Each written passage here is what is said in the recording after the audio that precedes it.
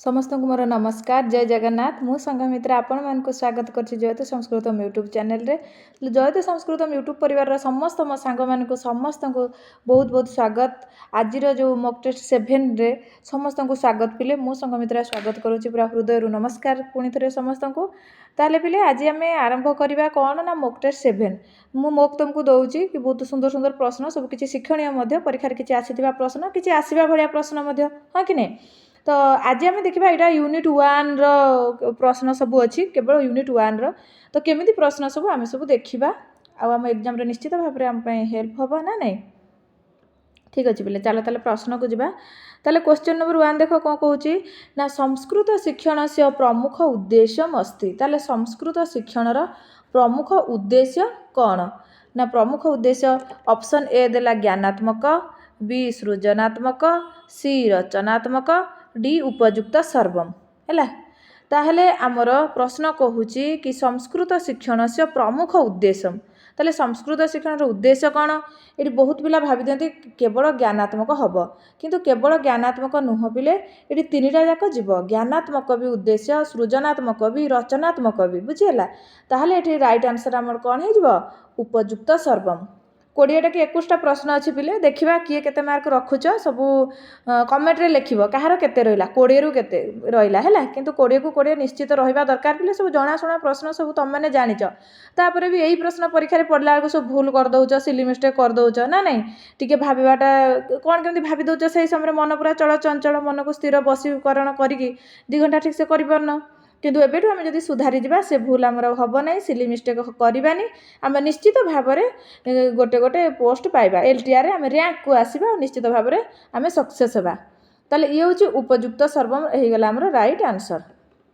Question number 2 को जीवा भाषा कौशलेषु कठिनतम कौशलम डैश ताले भाषा कौशल तुम्हें जानिच पिले भाषा कौशल आम 4टा कौन कौन पिले LSRW श्रवण भाषण पठन लेखन 4टा कौशल ताले यही 4टा कौशल भितर कौटा गोटे कठिनतम कौशल बोली प्रश्न आसी है ताले श्रवण कौशल ना भाषण कौशल ना पठन कौशल ना लेखन कौशल ताले राइट आंसर कौन हो पिले श्रवण भाषण पठन लेखन अच्छी समस्ते जानिच राइट आंसर आमर कौन हम ना लेखन कौशल हम लेखन कौशलटा हूँ सबुठ कठिनतम कौशल ना नहीं प्रथम कौशल आमर कौन होता है श्रवण शिशु जो जन्मग्रहण करता से शुणी शुणी सब मन रखे तापर भाषण कौशल तापर पठन तापर लेखन सबुठ कष्ट कौशल हूँ लेखन जदि पिले प्रश्न आसो मांटेसरी विधि अनुसार माने कौशल सीरियली सजाओ कहले कौन आसो पिले आग आसो श्रवण तापर भाषण तापर पिले तांकर आसो लेखन तापर पठन आसे तापर पठन एटा मांटेसरी अनुसार है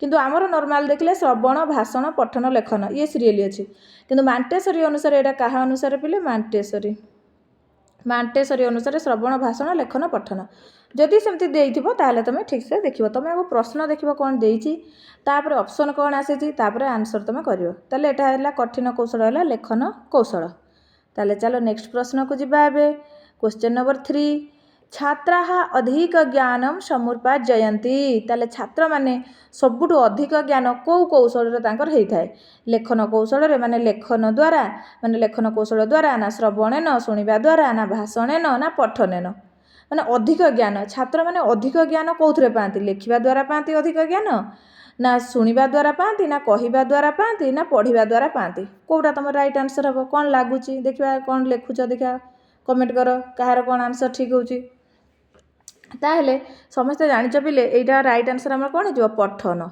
पठन द्वारा छात्र मानकर अधिक ज्ञान होता है तुम केवल लेखन हो पार लेखन केमी हम पिले लेखिबा द्वारा छात्रटीर माने मंदमती छात्र भी जब बारंबार बारंबार गोटे जिनस को लिख तार जिनसटा मन रुहे एत सहजरे से भूली पारे ना बुझुच कथाटा ताले लेखन लेखिबा द्वारा आमर माने कौन स्मरण शक्ति स्ट्रंग होची आमे लेखिबा द्वारा बहुत किछु मन रखी पारुछंती आ लेखिबा द्वारा से जो जिनसटा मन भी रखुछंती एते सहजरे आमे भूली पारु नाहंती से टिके चिरस्थायी हेकि रहूची तो लेखिबा द्वारा तुम पाठ मन रोचे किंतु प्रश्नटा कौन कहूँ प्रश्नटा कहूँ अधिक ज्ञान मिलूची अधिक ज्ञान समुपार्जयन्ति कौटू ना पढ़ा द्वारा तुम थोड़ा पंचतंत्र पढ़ल पंचतंत्र पढ़ा द्वारा किसी ज्ञान पाइल हितोपदेश पढ़ल सेठू किसी ज्ञान पाइल किए नोबेल पढ़ल किए उत्तरा रामचरित पढ़ल किए रामायण पढ़ल किए पुराण पढ़ल किए महाभारत पढ़ल किए वेद पढ़ल विभिन्न प्रकार सब पाठ पढ़ुच ना नहीं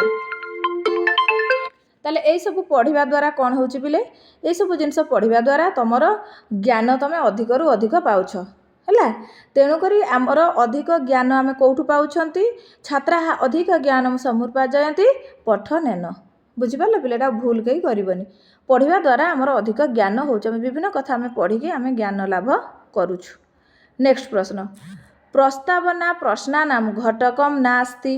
ताले प्रस्तावना तुम जानिच पिले एटा यूनिट 3 रु गोटे प्रश्न हो जाइछि जो हमर प्रस्तावना रहिला तो प्रस्तावना प्रश्नानाम घटकम नास्ति कोटा तार घटक नाही। ऑप्शन देखिबा कोन कोन तार घटक रे जाउनी गोटे आसिला पूर्व ज्ञान परीक्षणम उद्देश्य कथनम अभिप्रेरण आ मूल्यांकन कोटा तमर प्रस्तावनार घटक रे जाउनी।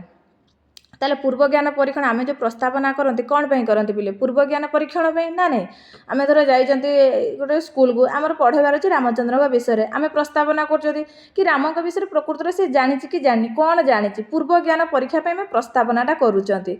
आमे पचारछंती अयोध्यार राजा किए पिला कहबे दशरथ दशरथंकर केतेटा पुत्र थिले से कहबे 4टा पुत्र बड़ पुत्रक नाम कौन पिला कहबे रामचंद्र ताले रामचंद्रक चरित्र विषय कौन जानिछ कि एमती किछि भी आमे गोटे समस्यात्मक प्रश्न पचार दउचंती ताले सेटा आमे प्रस्तावना कले काहे की गले ना एक्चुअली पिलाटा जानिछि ना जानिनि तार पूर्व ज्ञान कौन अछि रामक विषय किछि टिके जानिछि कि नै से अनुसार आमे पढ़ाटा करबा।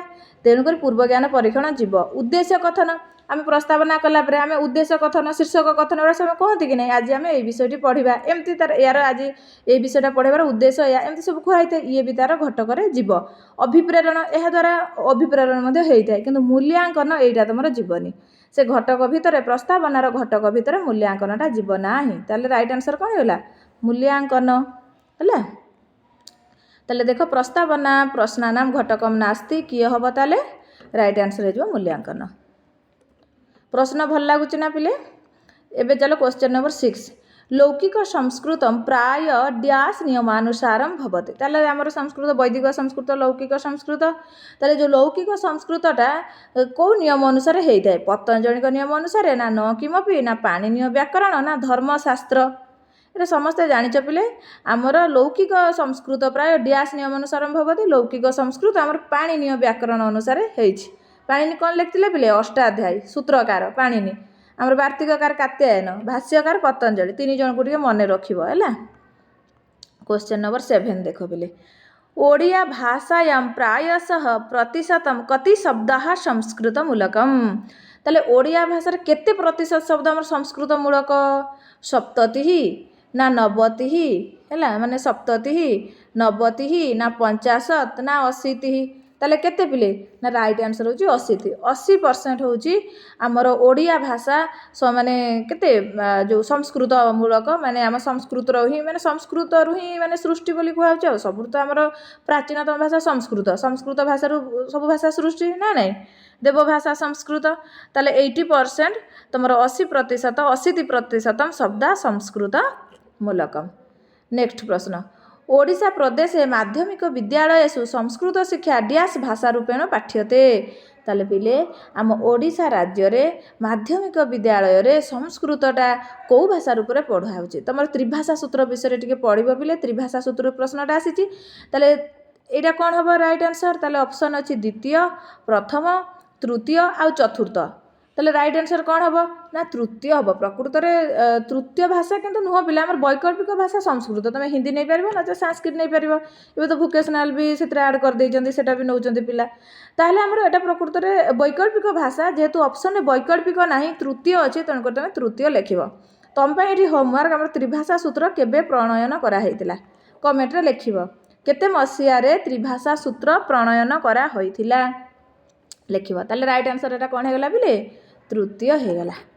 एबे चल नेक्स्ट प्रश्न डैश भारतीय संस्कृति है आत्मा ताले भारतीय संस्कृतिर आत्मा कौन पिले एठी देखो पिला माने केमिति सिली मिस्टेक करंती ऑप्शन 4टा अछि गोटेटा संस्कृतम लिखा हला प्राणाः भगवान संस्कृतम सी आते बेलू पिला माने एते भाव विहल होइजिबे जे से 4टा जाक ऑप्शन भी पढ़िया पई तांको समय माने कम पड़ जिवो सी एइटा तांको आखि आगो आसीजिबो आगे एटा संस्कृतम लिखा होइछि तळे संस्कृतम अछि किंतु से संगे संगे भाबी देबे छुआ माने ना एइटा ठीक मार देबे एइटा पर देखला करे मु तो मारिथिली संस्कृतम केमिति भूल तापर भल से देखला बेलू एटा संस्कृतम लिखाई एटा संस्कृतम लिखाई आगम होती संस्कृतम यहाँ आम ठीक रईट आंसर यहाँ भूल तो सब बेले मुझे बारंबार कहे तुम जिते पढ़ से परीक्षा 2 घंटार खेल से तुम इंद्रिय को बस करके शांतचित मनरे से तुम ठीक ठीक सब कर ताहले पिले रैंक को तुम आसीज तेणुक भल भाव से मन को स्थिर रखिकी तुम ऑप्शन गुड़ा पढ़ प्रश्न कौन कहूँ ऑप्शन कौन कहूँ से हूँ मेन पिले धैर्य सहकार से जी कर निश्चित से आग को बढ़ी पार।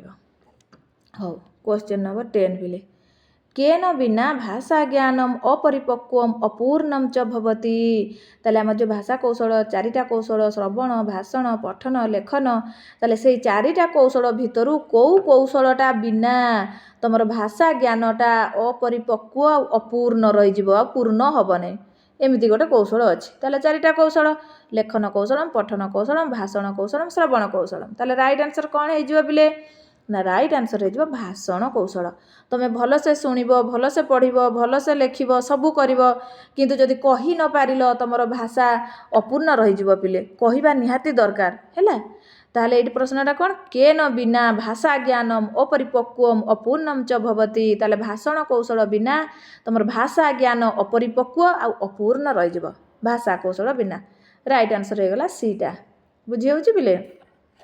हाँ वर्तमान चलो नेक्स्ट प्रश्न 11 नंबर प्रश्न लययुक्त पठनम आंग्ल भाषया डैश ताले लययुक्त पठनम यही डिजाइन पिले प्रश्न तुम आसूँ ये बहुत इंपोर्टेंट तेणुक तुम इंग्लीश वर्ड गुड़ा पूरा चबेकी खाई दियो पूरा जीभ अगर पूरा रखिदियो सबू बेले बुझीगला बारंबार बारंबार 5-6 दिन अभ्यास कर दियो देखिया केमती मन रही ताले लययुक्त पठनम आंग्ल भाषया इंग्लीश रे कौन कह लययुक्त पठन को ओराल रीडिंग ना home reading word by word reading ना रिदिम रीडिंग ताले राइट आंसर कौन हम पिले तुम लययुक्त पठन कही ओराल रीडिंगटा तुम कौन हम पिले एटा जो तुम ओराल रीडिंगटा हम मौखिक पठन ओराल रीडिंगटा कौन पिले मौखिक पठन ओराल रीडिंग आउ होम रीडिंगटा एटा तुम गृह पठन हाँ कि नहीं पठन कौशल तुम 3 प्रकार कौन मुखरता भावग्रहणीयता पठन गति मुखरता 2 प्रकार गोटे स्वस्वर पठन गोटे कौन पिले जो मौन पठन स्वस्वर पठन पुणी 4टा लययुक्त पठन मौखिक पठन आक्षरिक पठन गृह पठन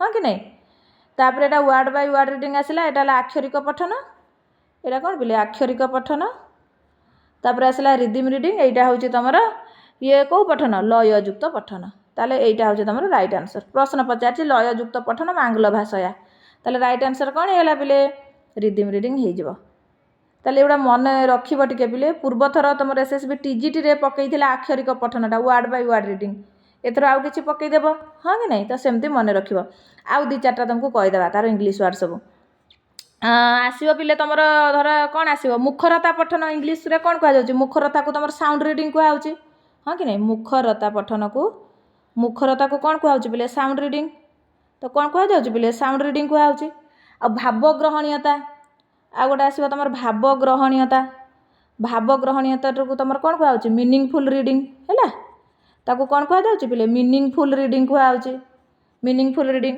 तापर आसो पठनर गति पठन गति को कौन कह पिले रेट ऑफ रीडिंग तो कौन कह रेट ऑफ रीडिंग एगुड़ा सब मन रख इंग्लीश वर्ड बुझी हो कि नहीं तापर भावग्रहणीयतार तुम 2 प्रकार गोटे गहन पठन आ गोटे विस्तृत पठन से गहन पठन कौन पिले इंटेंसिव रीडिंग सेटा कौन इंटेंसिव रीडिंग आ विस्तृत पठन कौन डेस्क्रिप्टिव रीडिंग बुझीपारुछ एगुड़ा सब गुड़ा मन रखिदेव तापर पिले आसो तुम आउ कौन आसो ना पठनर गति जो रेट ऑफ रीडिंग सेटा तुम आसो मंद पठन सामान्य पठन द्रुत पठन मंद पठन को इंग्लीश रे कौन कह ताकू कह फिंगर रीडिंग है तो कौन कह बोले फिंगर रीडिंग कहुच्छी तापर आसो सामान्य पठन को इंग्लीश रे कौन कह ना रिमेडियल रीडिंग बुझीपार एटा सब खातार लिखिक सब मन रखिब तापर द्रुत पठन कौन कह फ्री रीडिंग है ताकू कह फ्री रीडिंग एमती सब मन रखिब आ गोटे श्रुतलेख जो प्रतिलेख श्रुतलेख अनुलेख एगुड़ार भी इंग्लीश वर्ड टिके मन रखिब प्राय टाइम परीक्षा श्रुतलेखटा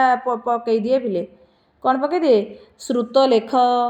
श्रुतलेख इंग्लीश रे कौन कुहा जाउछि ता कौन कुहा जाउछि रे डिक्टेशन हाँ कि नहीं एगुड़ा सब मन रखिदेव टिके परीक्षा आसूची पिले कहीं गोटे मार्क छाड़ कहल देखा गोटे मार्क पाइब माने तुम 200-300 पिला उपरे रहिब पॉइंट रे कटि जाउछ गोटे मार्क तो बहुत किछि तेणुक जमा भी भूल करनी पिले एबेरु सुधरी जाओ निश्चित भाव में लक्ष्य स्थल में पहुँचब।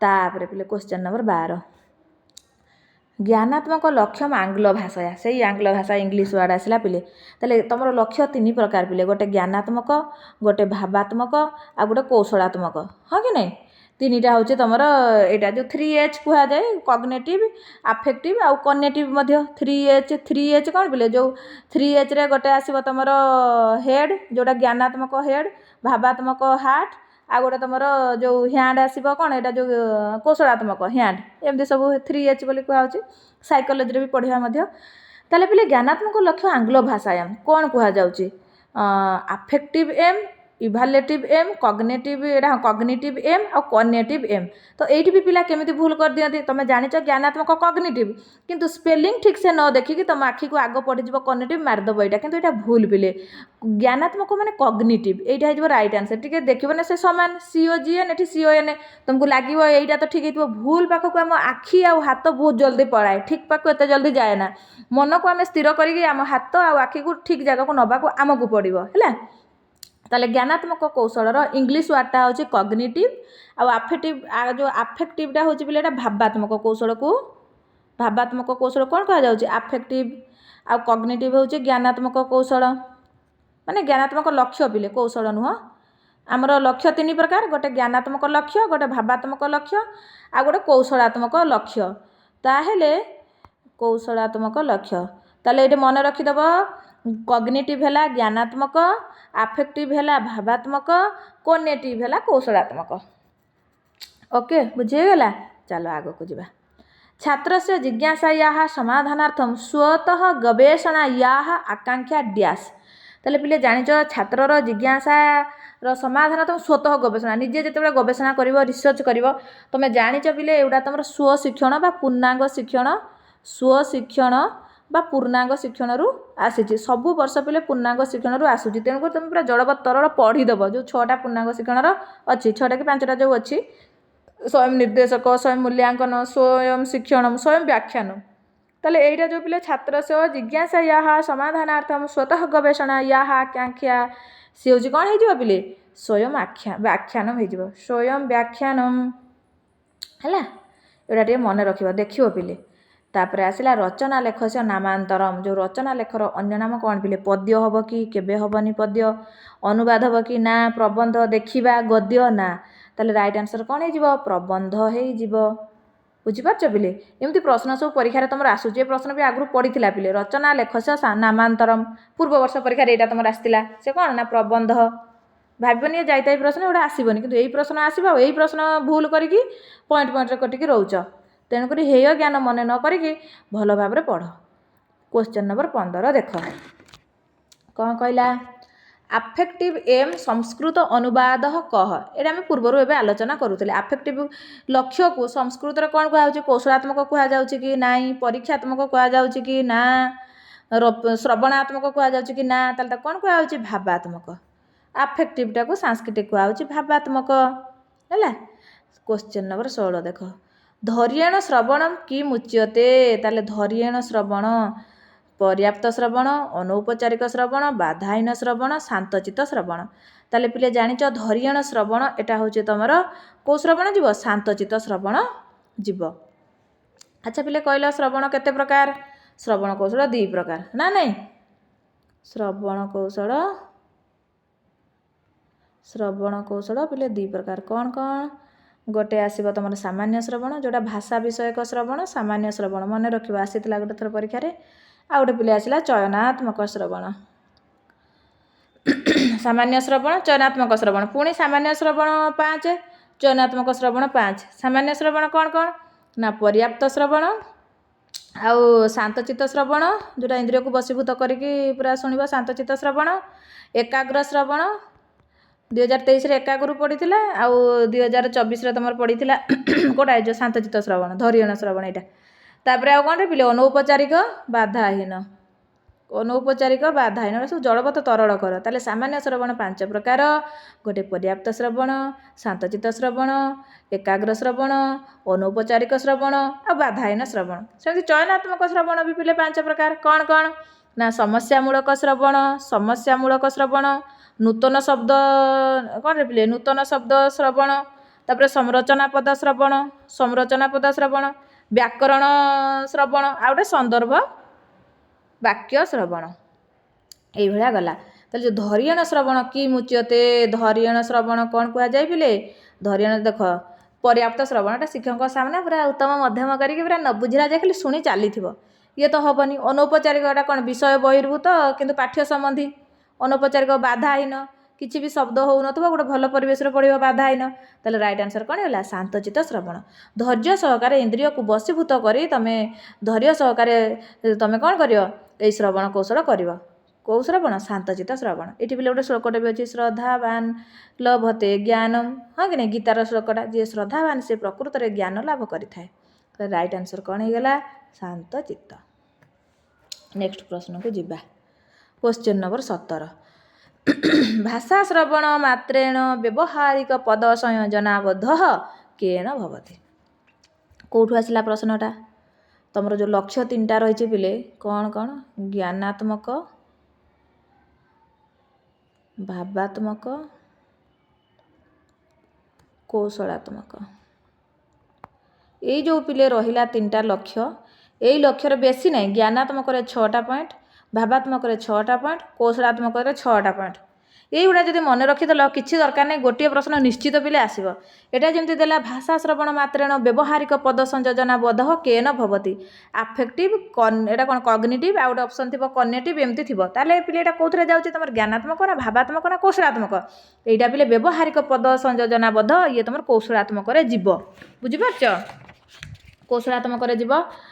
जो एटा कौन भाषा श्रवण मात्रके संगे संगे तार व्यवहारिक पद संयोजना विषय बोध ओडिया रे भी लिखाई पिले ना नहीं। भाषा श्रवण मात्रके सांगे सांगे कौन कर तार व्यवहारिक पद संयोजना विषय बोध हम से कहला भाषा श्रवण मात्रेण व्यवहारिक पद संयोजना बोध केन भवति, से तुम कौशलात्मक श्रवण रे अच्छी। सेमिति पिले से पकई दे पारिबो। गोटे थर पकई थिला भी ज्ञानात्मक जो पंचतंत्र हितोपदेश इत्यादि विषय वस्तु प्रति कोमलमती छात्र मानक हृदय रे धारणा सृष्टि करिबा। जो छोट छोट छुआ कोमलमती छात्र मानक रे तमे माने कोन पंचतंत्र हितोपदेश से तमे छोट छोट गप कहइबो, किछि शिक्षणीय गप तांको कहइबो, सेटु किछि श्लोक कहइबो, तांको अनुष्टुप छंद रे बोला करइबो। ए सब जो कोमलमती छात्रक हृदय रे गोटे धारणा सृष्टि करिबा का प्रति ना पंचतंत्र हितोपदेश ए गप माध्यम रे। ताले ये तुम कौ भाया लक्ष्य, ये हूँ ज्ञानात्मक लक्ष्य पिले। सेमिति ज्ञानात्मक चाणक्य नीति, श्लोक सबू, विदुर नीति एगुड़ा पढ़ा द्वारा कौन सामाजिक मूल्यबोध प्रति जागृत करवा छुआ को, ये कौ भाया लक्ष्य पिले? ये भी तुम ज्ञानात्मक लक्ष्य। तुम ज्ञान पाउच पढ़ी बुझिपारुच। आउ कौन ना कालिदास कवि मानकर जेते सब काव्य कविता तुम मेघदूत, अभिज्ञान, रघुवंश, कुमार संभव अन्य कवि मानकर भी सब तुम पढ़ेकी तांकु कौन माने मन रे गोटे रुचि उत्पादन करवा, गोटे तांको विषय किसी सृष्टि करवा, ये हूँ पिले तुम ज्ञानात्मक लक्ष्य। ये भाया तुम ज्ञानात्मक 6टा अच्छी जलबत्तरण करदेव।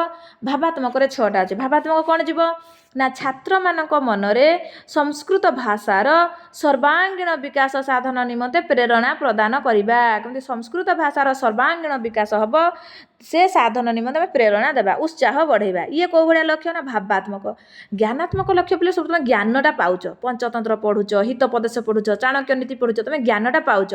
भावात्मक माने ज्ञानात्मक तुम कौन हेड सहित टच कर ज्ञान पाउच। आ भावात्मकटा हूँ हार्ट सहित तुम हृदय पूरा हार्ट को टच कर जाऊँगी कौन पूरा हार्ट टचिंग माइंड ब्लोइंग जो दुनिया कथा कौच से हार्ट टचिंग जो भावटा तुम हम जिते बड़े तुम संस्कृत भाषार सर्वांगीण विकास करने प्रेरणा दब, ये हूँ भावात्मक। आउ कौन संस्कृत भाषार जो निर्मलता, साहित्य प्रति अनुराग, अनुराग सृष्टि कर राग अनुराग सृष्टि हे माने तुम कौन हार्ट सहित टच। बुझिपारछ? देश प्रेम, देशभक्ति प्रति उद्रेक कर केमिति कर महाभारत रामायण जो महाभारतर जो विभिन्न प्रकार आख्यान रही पढ़ेवा माने से पठन माध्यम रे तुम पिलांक मध्य देश प्रेम तथा देशभक्ति माने उद्रेक कर, ये हूँ हार्ट को टच कर तेणुकर सी हूँ भावात्मक लक्ष्य ना नहीं। ରାମାଦିବତ୍ ପ୍ରବର୍ତ୍ତିତବ୍ୟମ୍ ନ ରାବଣାଦିବତ୍। ଏଟା କେଉଁ ଭଳିଆ ଲକ୍ଷ୍ୟ ପିଲେ? ଭାବାତ୍ମକ ଲକ୍ଷ୍ୟ। ତାଙ୍କୁ ଏମିତି ତମେ ପଢ଼େଇବ ଯେ ସେ ଭାବିବେ ରାମଙ୍କ ପରି ଆମେ ହେବା ଦରକାର, ରାବଣ ଭଳିଆ ନୁହଁ। ରାମଙ୍କ ପରି ଆମେ ଜଣେ ଆଦର୍ଶବାନ ସୁଚରିତ୍ରବାନ ପୁରୁଷ, ମାନେ ଜଣେ ଆଦର୍ଶବାନ, ମାନେ ଆଦର୍ଶ ସ୍ୱାମୀ, ଆଦର୍ଶ ପିତା, ଆଦର୍ଶ ପୁତ୍ର, ସବୁ ଆଦର୍ଶ। ତେଣୁକରି ସେ ଆମର ଆଦର୍ଶ ହେବା ଦରକାର ପ୍ରଭୁ ଶ୍ରୀ ରାମଚନ୍ଦ୍ର। ଏସବୁ ଆମେ ପିଲାଙ୍କୁ ଜଣେଇବା ଦରକାର। ବୁଝି ହେଉଛି ପିଲେ? ତାହେଲେ ସିଏ ହେଉଛି ଭାବାତ୍ମକ ଲକ୍ଷ୍ୟ। ସେମିତି ପିଲେ କୌଶଳାତ୍ମକ ଲକ୍ଷ୍ୟ ଏଇଟା ହେଉଛି ଯେଉଁ ବ୍ୟବହାରିକ ପଦ ସଂଯୋଜନାବଦ୍ଧ ଭାଷା ଶ୍ରବଣ ମାତ୍ରେଣ, ଇଏ ହେଉଛି ତୁମର କୌଶଳାତ୍ମକ ଇଏ। ତ ତୁମେ ଏଇଟା ଦେଖିବ 6 6 6 18ଟା ଅଛି, ୟାକୁ ଜଳବତ ତରଳ କରିଦେବ। ତାହେଲେ ଏଠି ରାଇଟ୍ ଆନ୍ସର ତୁମର କ'ଣ ହେଇଯିବ? କୌଶଳାତ୍ମକ। କୌଶଳାତ୍ମକର ଇଂଲିଶଟା କ'ଣ ପିଲେ? କନେଟିଭିୟମ୍। ତାହେଲେ ଏଇଟା ହେଇଗଲା ରାଇଟ୍ ଆନ୍ସର। ଇଏ ହେଇଯିବ ଜ୍ଞାନାତ୍ମକ, ଇଏ ଭାବାତ୍ମକ, ଇଏ ତୁମର ମୂଲ୍ୟାଙ୍କନ। ବୁଝିପାରୁଛ? ତାପରେ ଚାଲ ନେକ୍ସଟ ପ୍ରଶ୍ନ 18 ନମ୍ବର। ପଦ ବ୍ୟବହାର ଜ୍ଞାନେନ ନୂତନ ପଦ ରଚନା କିଦୃଶମ୍ କୌଶଳମ୍। ତାହେଲେ ପଦ ବ୍ୟବହାର ଜ୍ଞାନେନ ନୂତନ ପଦ ରଚନା, ଇଏ ତୁମର କୌଶଳରୁ ଶ୍ରବଣ କୌଶଳରୁ ଆସିଲା। ନୂତନ ଶବ୍ଦ ଶ୍ରବଣ, ସମସ୍ୟାମୂଳକ ଶ୍ରବଣ, ସନ୍ଦର୍ଭ ବାକ୍ୟ ଶ୍ରବଣ, ନା ସଂରଚନା ପଦ ଶ୍ରବଣ। ତାହେଲେ ଏଟା ରାଇଟ୍ ଆନ୍ସର କ'ଣ ହେଇଯିବ ପିଲେ? ନା ରାଇଟ୍ ଆନ୍ସର ତୁମର ସଂରଚନା ପଦ ଶ୍ରବଣ ହେଇଯିବ। ଏଇଟା କ'ଣ କହିଲା? ପଦ ବ୍ୟବହାର ଜ୍ଞାନେନ ନୂତନ ପଦ ରଚନା କିଦୃଶମ୍ କୌଶଳ, ନା ସେ ସଂରଚନା ପଦ ଶ୍ରବଣ, ନିଜେ ସଂରଚନା କରିବ, ମାନେ ନିଜେ ଜ୍ଞାନଟା କନଷ୍ଟ୍ରକ୍ଟ କରିବ। ହଁ କି ନାହିଁ? ରଚନାବାଦୀ ଆମର କିଏ ପିଲେ? ପିଆଜେ। ଯେମିତି ସେ କହିବେ ପିଲାଟି ନିଜେ ନିଜେ ଜ୍ଞାନଟି ଶିଖିବ, ଭାଇ ଗଛକୁ ବି ସେଇଆ କହିବେ। ବୁଝିପାରୁଛ? ତାହେଲେ ସଂରଚନା ପଦ ଶ୍ରବଣ ରାଇଟ୍ ଆନ୍ସର ତୁମର ହେଇଗଲା। ହଉ, ନେକ୍ସଟ ପ୍ରଶ୍ନକୁ ଯିବା ପିଲେ। କାହାର କେତେ ମାର୍କ ରହିଲା କମେଣ୍ଟରେ ଲେଖିବ ପିଲେ। କାଲି କାହିଁ ଲେଖିଲେନି ତ କିଏ? କାହାର କେତେ 20ଟା ପ୍ରଶ୍ନ ପାସେଜରୁ ଆଣିଥିଲି, କି କିଏ କେତେ ମାର୍କ ରଖିଲ? କାହାର 20କୁ 20, କି କାହାର 20ରୁ 15, କାହାର 20ରୁ 19, କେତେଟା ଭୁଲ ହେଲା, କେତେଟା ଠିକ୍ ହେଲା।